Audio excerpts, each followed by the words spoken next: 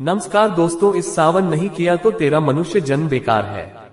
आज हम बात करने वाले हैं सावन महीना में शिव का जलाभिषेक क्यों करते हैं और इसका धार्मिक ग्रंथों में क्या परंपरा बताया गया है। दोस्तों, श्रावण महीना हिंदू पंचांग के अनुसार बहुत ही पवित्र और धार्मिक रूप से बहुत ही महत्वपूर्ण माना जाता है, विशेषकर भगवान शिव की पूजा के लिए। इस महीने में शिवलिंग पर जल चढ़ाने की परंपरा हिंदू धर्म ग्रंथों के अनुसार इसका विशेष महत्व माना गया है। तो दोस्तों, आइए इसे विस्तार से जानते हैं और समझते हैं। दोस्तों, धार्मिक, पौराणिक, वैज्ञानिक और आध्यात्मिक दृष्टिकोण से आज हम जानेंगे कि सावन महीना में हिंदू धर्म के अनुसार क्यों महत्वपूर्ण है। दोस्तों, इसका धार्मिक और पौराणिक कारण क्या है। नंबर 1, समुद्र मंथन की कथा। दोस्तों, हिंदू धर्म ग्रंथों के अनुसार समुद्र मंथन के दौरान जब हलाहल विष निकला तो उसे देवता और असुर कोई भी ग्रहण करने को तैयार नहीं थे, क्योंकि वह विष बहुत ही अत्यंत और घातक था। उस समय भगवान शिव ने समस्त मानव जाति की रक्षा के लिए उस विष को ग्रहण कर लिया और इससे उनका शरीर धीरे धीरे जलने लगा और तापमान हद से बहुत बढ़ गया। तभी दोस्तों, देवताओं और अन्य देवता गणों ने उनका ताप कम करने के लिए उनके ऊपर शुद्ध जल का अर्पित किया और यही परंपरा आज भी श्रावण मास में शिवलिंग पर जल चढ़ाने के रूप में निभाई जाती है। 2, सावन वर्षा का महीना। दोस्तों, सावन के महीने में वर्षा बहुत अधिक होती है, जिससे प्राकृतिक जल स्रोतों में जल की कोई कमी नहीं होती है और धान फसल की खेती सावन के पवन महीना में किया जाता है, जो कि लक्ष्मी माता और इंद्र देव की कृपा भी मानव जीवन को समर्पित होती है। इस समय किसान खेती करते हैं और प्रकृति पुनर्जीवित होती है। चारों तरफ हरियाली ही हरियाली दिखाई पड़ने लगती है। दोस्तों, अगर आपको कश्मीर का आनंद लेना हो तो आप झारखंड के जल जंगल में घिरा हुए कुछ गांव पहाड़ में आनंद ले सकते हैं और बाबा के नगरी देवघर में बाबा बैद्यनाथ का दर्शन कर अपने आप को पुण्य के भागी बनाए। दोस्तों, कहा जाता है कि बाबा बैद्यनाथ झारखंड के देवघर में स्थित है और लोग वहां सावन महीना में जल चढ़ाने बहुत दूर दूर से आते हैं। ये शिव को प्राकृतिक के रक्षक के रूप में सम्मान देने का भी एक माध्यम है। नंबर 3, जल शुद्धि और समर्पण का प्रतीक। दोस्तों, शिवलिंग पर जल चढ़ाना आत्मा की शुद्धि और मन की शांति के लिए किया जाता है। जल को भावना और भक्ति का प्रतीक भी माना गया है।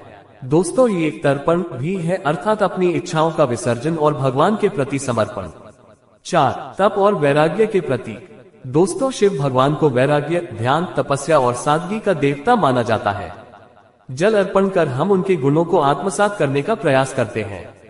नंबर 5, शिवलिंग पर जल चढ़ाने का वैज्ञानिक पहल। दोस्तों, शिवलिंग आमतौर पर पत्थर से बना होता है, जो ऊर्जा को संचित करता है। जब उस पर ठंडा जल या दूध चढ़ाया जाता है तो ऊर्जा संतुलन होता है और आसपास का वातावरण भी शांत होता है और यह एक मनोवैज्ञानिक रूप से तनाव कम करने में सहायक होता है और उनके भक्तों को साहस प्रदान करता है। नंबर 6, पुण्य और मनोकामना की पूर्ति।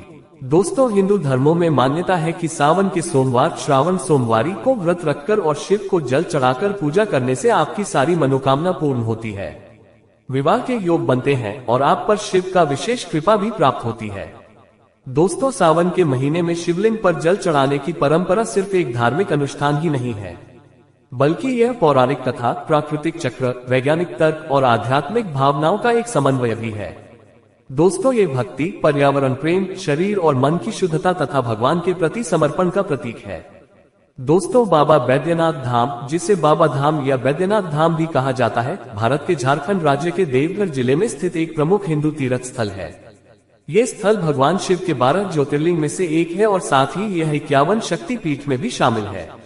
दोस्तों, यह मंदिर आस्था, परंपरा और आध्यात्मिक शक्ति का प्रतीक है।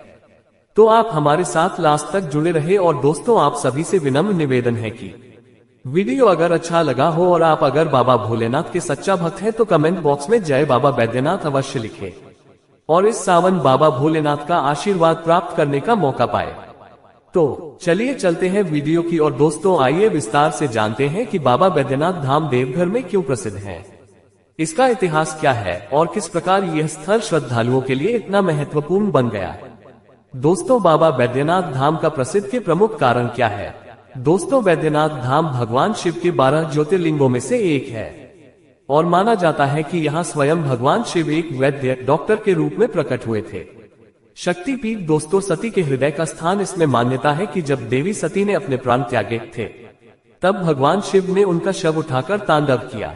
जब भगवान विष्णु ने उनका शव काटा जिससे उनके अंग पृथ्वी पर गिरे और जहाँ जहाँ अंग गिरे वहाँ शक्तिपीठ बने। माना जाता है कि देवी सती का हृदय देवघर में गिरा था।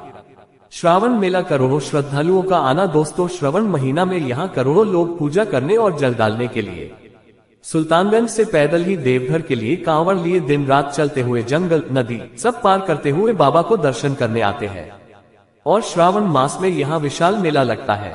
लाखों कांवड़िए जल यात्री सुल्तानगंज से गंगा जल लाकर बाबा को अर्पित करते हैं। दोस्तों, इसका एक इतिहास और पौराणिक कथा भी है। तो आइए जानते हैं रावण और बाबा बैद्यनाथ की पौराणिक कथा जो पूरा विश्व में प्रसिद्ध है।